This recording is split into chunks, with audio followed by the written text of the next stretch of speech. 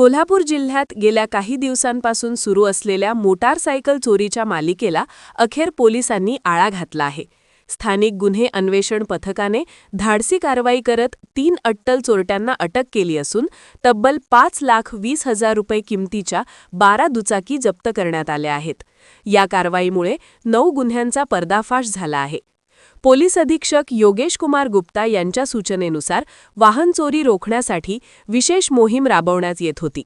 त्याच अनुषंगाने पोलीस निरीक्षक सुशांत चव्हाण यांच्या नेतृत्वाखालील पथकाने गुप्त माहितीच्या आधारे फुलेवाडी रिंगरोड परिसरात सापळा रचला. येथे विना नंबर प्लेटच्या संशयास्पद दुचाकीसह 2 आरोपींना ताब्यात घेण्यात आले.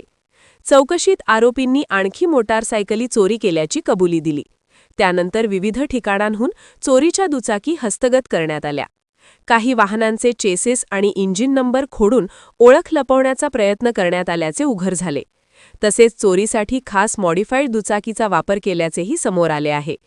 या प्रकरणात दर्शन रमेश जाधव, फारुख फिरोज शेख आणि प्रतीक विलास पाटील या तिघांना अटक करण्यात आली असून पुढील तपासासाठी त्यांना जुना राजवाडा पोलीस ठाण्याच्या ताब्यात देण्यात आले आहे. ही संपूर्ण कारवाई पोलीस उपअधीक्षक प्रिया पाटील यांच्या मार्गदर्शनाखाली पार पडली असून या धडक कारवाईमुळे जिल्ह्यातील वाहन चोरांमध्ये पोलिसांची मोठी धडकी भरली आहे. यंग वाइज न्यूज प्रतिनिधी लखन घांडेकर, कोल्हापूर.